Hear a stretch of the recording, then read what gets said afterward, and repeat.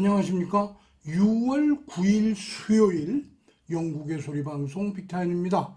오늘 뉴스는 영국의 역대 수상들 중에서 두 번째로 젊은 나이로 33살이던 1768년에 수상이 된 휘그당의 아우구스투스 피츠로이 수상 이야기를 들려드리는 것으로 대신하려 합니다.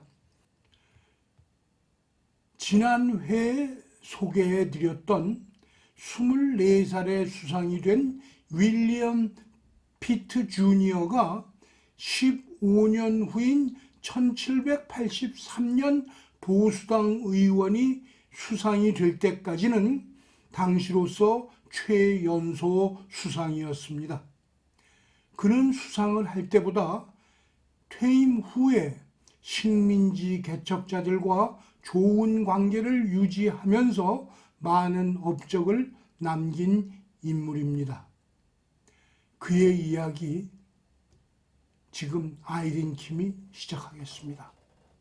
아우구스터스는 1735년 9월 28일에 태어나 1811년 3월 14일 세상을 떠날 때까지 76년을 살고 갔습니다. 그는 왕립 해군 대장이었던 아우구스터스 피츠로이 경과, 식민지 미국의 뉴욕 주지사, 윌리엄 코스비 대령의 딸, 엘리자베스 코스비 사이에 출생한 아들이었습니다. 그의 아버지, 아우구스터스 피츠로이 경은 제2대 그라프톤 공작과 레이디 헨리에터 서머세트 사이의 셋째 아들로 피츠로이 한대 공작이자 우스터 후작의 증손자였습니다. 그의 남동생은 사우스햄턴의 제1대 남작이었습니다. 1747년 삼촌의 사망 이후 그는 할아버지의 상속인으로서 유스턴 백작으로 임명되었습니다. 그의 할아버지가 돌아가신 후 그는 그라프톤의 세 대공작으로 계승하였고 의회에서는 상원으로 승격하였습니다.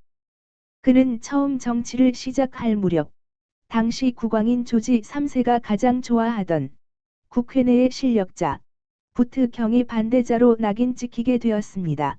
그라프톤은 파리 조약에서 합의한 평화 조건이 영국의 참전에 충분한 대가가 못 된다고 주장한 것입니다.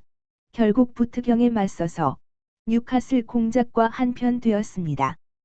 1765년 그는 프리비 카운트셀러로 임명되었습니다. 그 후 그는 윌리엄 피트 시니어와 논의를 거쳐 콜킹엄 경의 정부에서 북부지역 장관으로 임명되었습니다. 1767년 채텀 수상이 병으로 사망하자 그라프톤은 정부의 실질적 지도자가 되었지만 실제 수상에 임명된 것은 1768년부터였습니다. 이로써 그는 영국 휘그당의 리더로서 조지안 왕조 시대를 공작 지위를 가지고 수상을 지낸 인물이 되었습니다. 그는 자신이 수상이 되기 전부터 휘그당 내에서 윌리엄 피트 시니어 수상의 지지자들을 이끌던 리더였습니다. 1768년 수상이 되어 프랑스와의 7년 전쟁의 결과를 합의해야 하는 어려움에 직면하고 있었습니다. 수상으로서 프랑스와의 협상에서 그에게 중요한 것은 영국의 글로벌 지배력을 과시하고 식민지들을 관리해야 하는 업무였습니다. 그는 프랑스와의 합의에서 코르시카 섬을 가져가도록 허락했습니다. 이것으로 인해 의회에서 많은 공격을 받았습니다.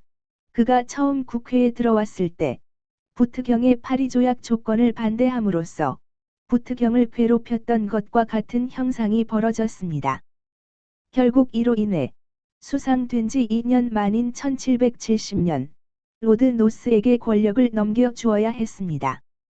그는 이미 1768년 케임브리 대학 총장 직책을 맡고 있었습니다. 그는 로드 노스의 정부에서 1771년 로드 프리비실이 되었지만 1775년 사임하고 미국 식민지 개척자들과 화해하는 일에 노력을 많이 기울이기 시작했습니다. 1782년 두 번째 로킹엄 정권에서 그는 다시 로드 프리비실이 되었고 1783년 3월까지 스웰번 정권까지 일하게 됩니다.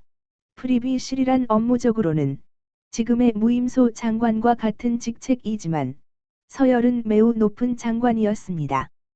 그가 공작으로 있는 그라프톤은 뉴햄프셔 카운티였습니다. 그가 식민지 개척자들과 친화적인 제스처로 대하면서 미국의 주 이름이 뉴햄프셔가 되었습니다. 그리고 그의 이름 크라프톤은 오스트레일리아의 사우스 웨일즈에 있는 동네 이름이 되기도 하였습니다. 또한 크라프톤은 미국 버지니아 주의 동네 이름으로도 명명되어 있기도 합니다. 그는 비록 수상은 2년밖에 못했지만 수상 퇴임 후 가장 긴 시간을 국회의원으로서 41년 45일간을 봉직한 최장수 국회의원 기록을 남겼습니다. 시청해 주셔서 감사합니다. 내일 또 뵙겠습니다.